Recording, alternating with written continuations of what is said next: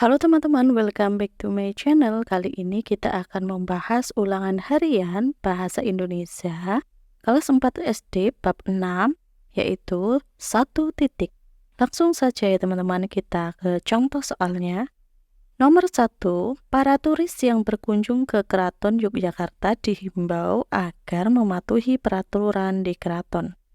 Persamaan kata turis adalah titik-titik. Nah, teman-teman, kita diminta untuk mencari kata yang maknanya atau artinya itu sama dengan kata turis. Apakah A, piknik, atau B, wisata, atau C, kuliner, atau D, wisatawan. Nah, teman-teman, kata yang mempunyai arti sama dengan kata turis adalah wisatawan ya. Jadi jawabannya adalah yang D.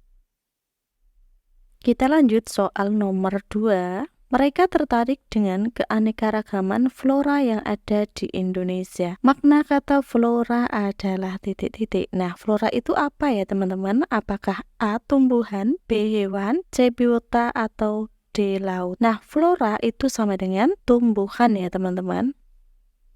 Kalau hewan itu adalah fauna.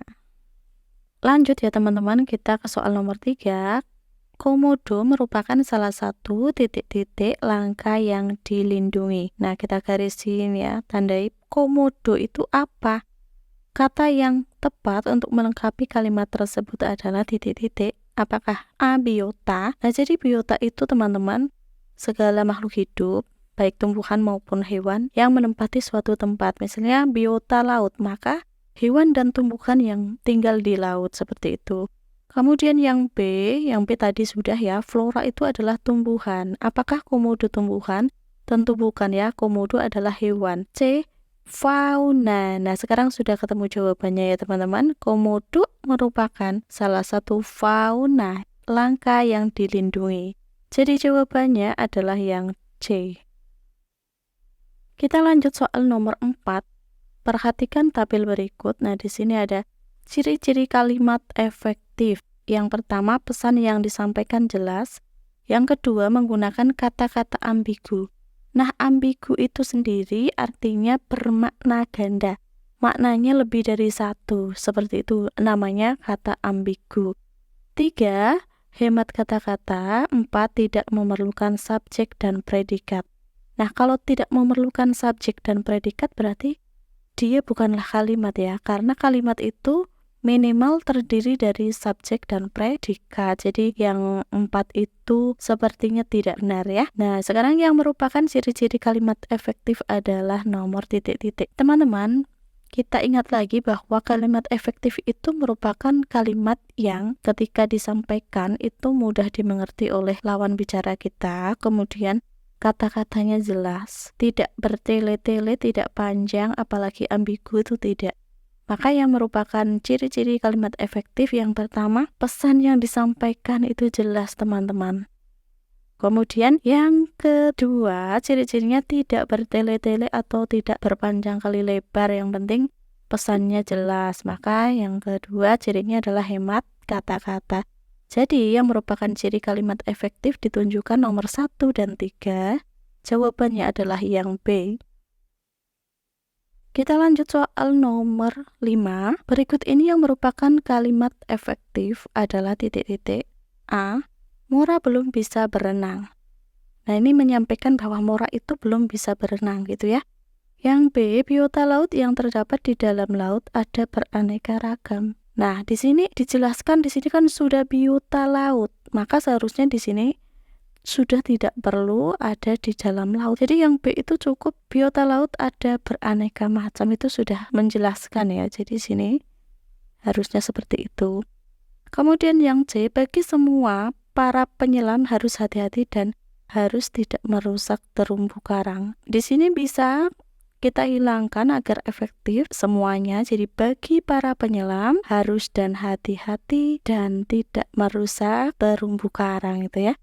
Boleh seperti itu. Kemudian yang D, sungai tempat mereka sering memancing sekarang airnya kotor, lagi pula sudah dangkal. Ini juga kurang efektif ya teman-teman. Sungai tempat mereka memancing sekarang airnya kotor, lagi pula sudah dangkal. Nah, ini adalah kalimat yang lebih efektif efektif dari sebelumnya. Nah, jadi teman-teman yang termasuk kalimat efektif itu adalah yang A ya. Mora belum bisa berenang. Kita lanjut soal nomor 6. Andi dan teman-temannya mereka bermain bersama-sama di lapangan. Kalimat efektif yang tepat untuk memperbaiki kalimat tersebut adalah titik-titik. Nah, teman-teman, sebenarnya itu kan cuma mau ngomong Andi dan teman-temannya bermain bersama di lapangan seperti itu ya. Berarti yang dihilangkan tuh yang mana? Apakah menjadi A, teman-temannya bermain di lapangan? Di sini tidak ada Andinya, kurang tepat ya.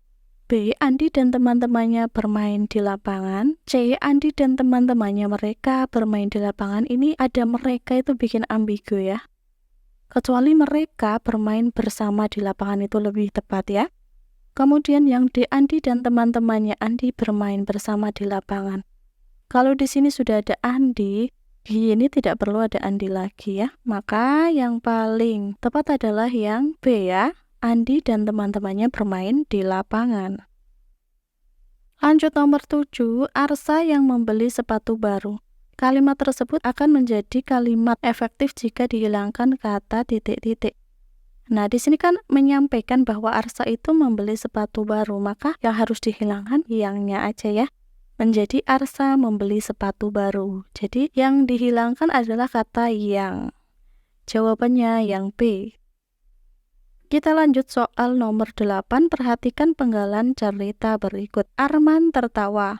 Menurutnya, di sekitar Puru Kambera ada sabana lain dengan vegetasi khas Sumba. Sabana itu sering dijadikan destinasi wisata untuk melihat kuda liar Sumba di alam bebas. Makna kata yang tercetak tebal di atas adalah titik-titik. Di sini ada yang tercetak tebal itu kata destinasi. Nah, destinasi itu maknanya adalah A, tujuan, B, favorit, C, incaran atau D, idaman. Nah, destinasi itu maknanya adalah tujuan ya teman-teman. Jadi jawabannya yang A. Kita lanjut soal nomor 9. Landscape di pulau ini sangat unik, terdiri atas sabana, bukit kapur, dan lautan. Persamaan kata landscape adalah titik-titik. A, tujuan. Tujuan itu tadi destinasi ya. B, sabana, ini padang rumput ya. C, panorama. Nah, ini adalah landscape. Sedangkan wisatawan tadi adalah turis. Jadi jawabannya adalah yang C. Kita lanjut soal nomor 10.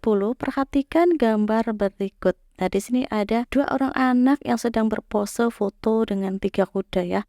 Pendapat yang sesuai dengan gambar tersebut adalah titik-titik.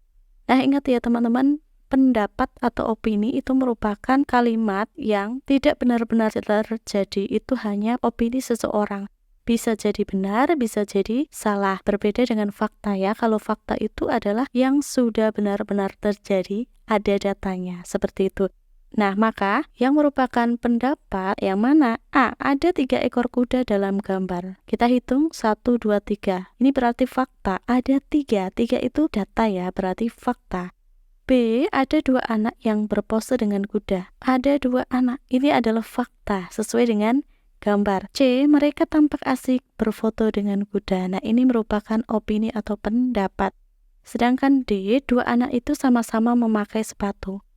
Ini juga fakta, jadi yang merupakan pendapat adalah yang C. Mereka tampak asyik berfoto dengan kuda. Nah, itu kan pendapat kita sesuai dengan pemikiran kita. Belum tentu orang berpikir bahwa mereka juga asik seperti itu ya. Kita lanjut soal nomor 11. Bacalah puisi berikut. Dari atas mata memandang, gugusan pulaumu berdaratan. Laksana untaian mutiara di lautan, sungguh indah dan menawan. Dari bawah mata menyelam, airmu beriak tenang membahagiakan. Lambean terumbu karang dan ikan, menyapa hangat kehadiran para penyelam. Nah, puisi tersebut menggambarkan suasana di titik-titik. Di sini ada terumbu karang, ada ikan, ada penyelam, itu di mana? Apakah A, sawah, B, hutan, C, pantai, D, gunung? Nah, di sini menggambarkan kehidupan di pantai ya teman-teman, karena si pembuat puisi itu sedang memandang pemandangan di pantai. Jadi jawabannya yang C. Lanjut nomor 12, warga di sekitar lereng Merapi berbondong-bondong untuk mengungsi. Makna kata mengungsi pada kalimat tersebut adalah titik-titik. Apa sih mengungsi itu? Apakah A. Pergi berpetualang? Kalau mengungsi itu biasanya dilakukan para korban bencana. Apakah korban bencana itu berpetualang? Atau B. Pergi ke tempat aman?